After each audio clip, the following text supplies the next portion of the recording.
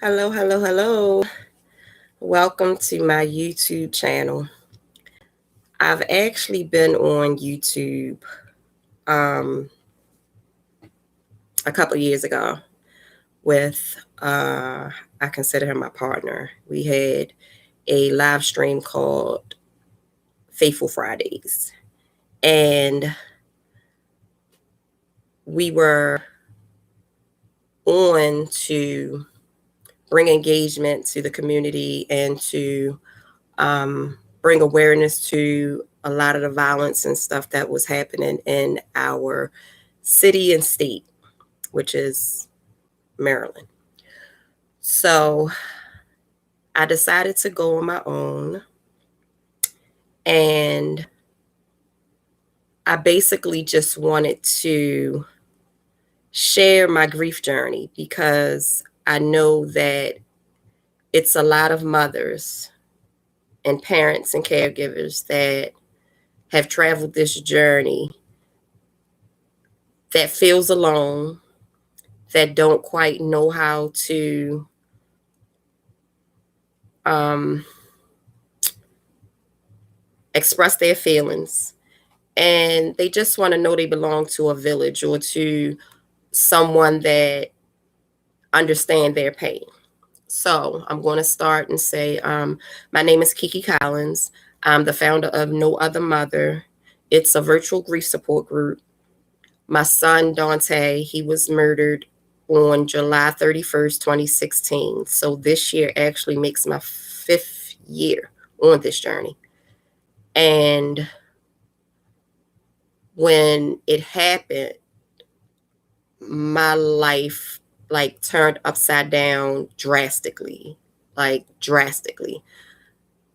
no longer was the same person I was on July 31st, 2016 at 9:00 p.m. After that, everything about me changed. So while on this journey, from the beginning to planning the funeral, to planning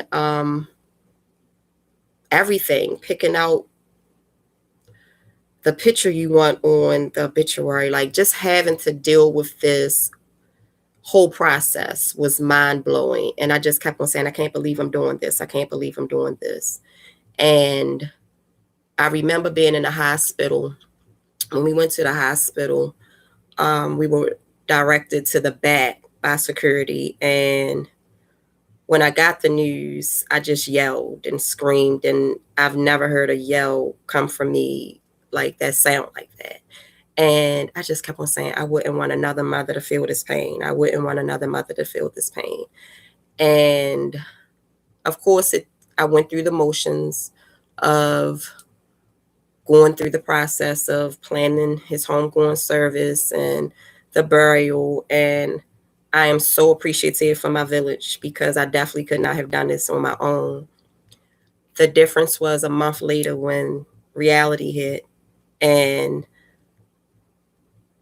I realized my child is gone and he's not coming back. And he was 22 years old. And I cried.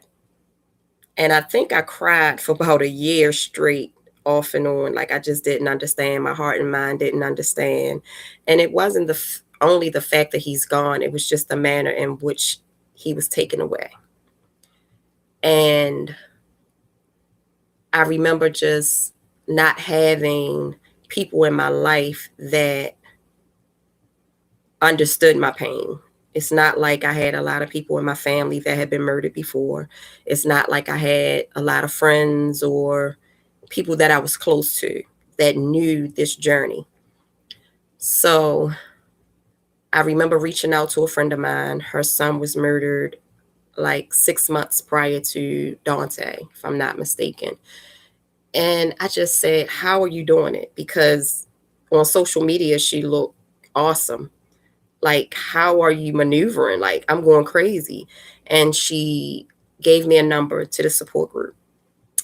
And from that day forward, I just knew I needed help. I knew I could not travel this journey alone.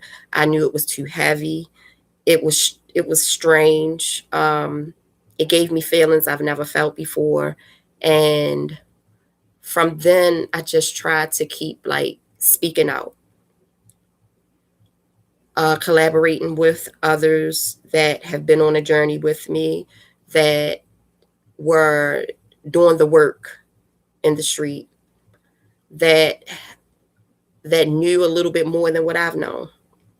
And I did everything in my power to try to stay as healthy as possible. I didn't run to drugs. I didn't run to alcohol. I didn't run to anything to alter my state. I just needed that support, or just to know I'm not going crazy, because the different emotions that you go through in a matter of a day, like for a whole year and a half, I said, oh no, I know I'm going to go crazy. I just didn't know the date or the time, because I was sad. I was depressed. I was confused. My mind was in a fog for about a year. My memory wasn't good anymore. Just so many emotions. And with all of those emotions at one time throughout a day, I mean, the only thing you could think of doing is going crazy. So that was probably like the first couple of months, and I stayed in support groups. Whatever was offered, I just went on and I went with it, because again, I knew I couldn't go through this alone. And while on this journey, and as you continue to follow me, you will see how No Other Mother, which is the name of my channel, No Other Mother Kiki, came into existence. It didn't happen overnight, but it definitely was birthed through the pain of losing my child, and not even of losing my child. I didn't lose my child. My child was murdered. So No Other Mother was birthed through that pain. And even though it's been 5 years, I'm still navigating. I am much stronger than I was, but the pain still exists. The pain doesn't feel like it's gotten any better. You definitely learn to live with it. And that alone sometimes is hard. That alone sometimes make you feel like, wow, you have to still be a mother to your remaining children. You still have to function in life. You still have to be a productive citizen. You still have to continue to maneuver while still carrying the pain of that loss, that big loss, that tragedy, with depression and anxiety and everything that comes along with that type of trauma, PTSD. And it's so many things that parents and caregivers and siblings experience after such tragic events. And we talk about so much in the communities, but who actually supports those that's left? Who's there to really support those that left? So that have been my mission for years now. I have been a part of so many ladies village, so many people that started off where I was and still am, that once they know that you care, once they know that you understand their pain, they feel comfortable. And I always say on this journey, support, support, support. Support means so much. Support means so much. And this is just basically an introduction. I just want people to know that even if you aren't on this journey and you know of someone, even if you have been affected, I hope that this channel will help you navigate through your journey. I don't have a PhD. I have taken a lot of trauma courses. I'm living it myself. So, me going through it, I can just share my experiences. I have anything that was offered. I have traveled to different states for workshops directly dealing with grief and trauma. So I never want to be, I want to be effective. I want to be as effective as possible for myself and for those that believe in me, that believe in me. And it's the people that believe in me that keeps me going, that even have allowed me to get to this space. But I know some people that haven't experienced it, they're uncomfortable. And I don't know, I can't even remember how I was prior to July 31st, 2016 at 11 o'clock when I got the phone call. So I can't say if I was really uncomfortable when someone came to me, but I just know that it's scary for a lot of people to hear mothers express their hurt and pain, but it's some things that I would like to touch on before I close out. And that is just be there if you can. Just be there. You don't have to try to make it right because 9 times out of 10 is nothing that you can do to change the situation. But just being there, being helpful, a listening ear, but nothing forceful. Because a lot of people that start off on this journey is very delicate. Some haven't made it off this journey. Some have committed suicide. Some have gone to drug abuse just to soften this blow. And again, it's a daily, a daily, a daily, like roller coaster. It's a roller coaster ride. But I try to smile as often as possible. I try to continue to push forward. I have more good days than bad.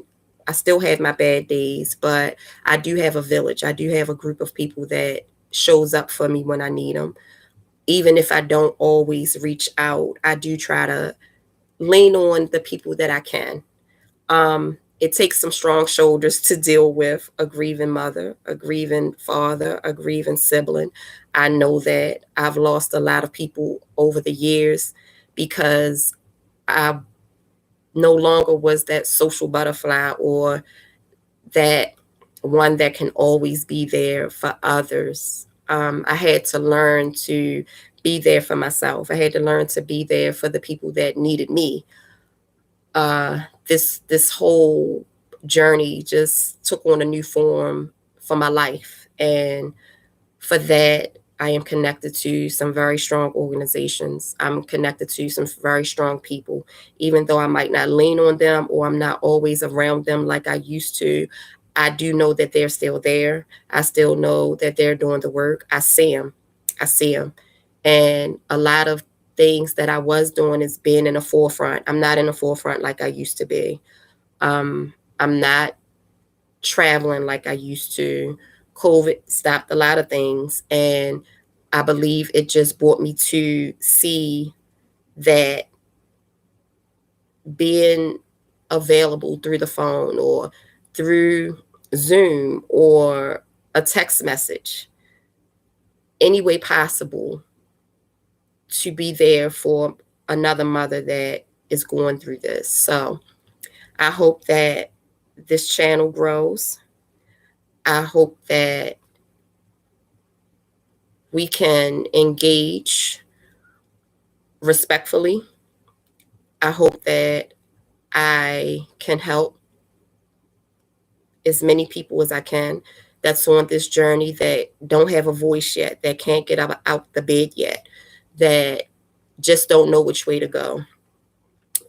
I will leave you with this though. You can do it. My shirt says, it's okay to not be okay. It's okay to not be okay. You will smile again. You will smile again. You will laugh again. And you'll do it without feeling guilty. You'll live again, even though your life will never be the same. But you can make it into what you want, like to make it. You definitely can. And again, click, like, subscribe to my channel. And again, I hope that you would just travel this journey with me as I go from, I'm going to start probably from September 2016 until present and thereafter. So thank you for tuning in, guys. Thank you so much. Thank you so much. And let's start this journey together. Thank you. Later, guys.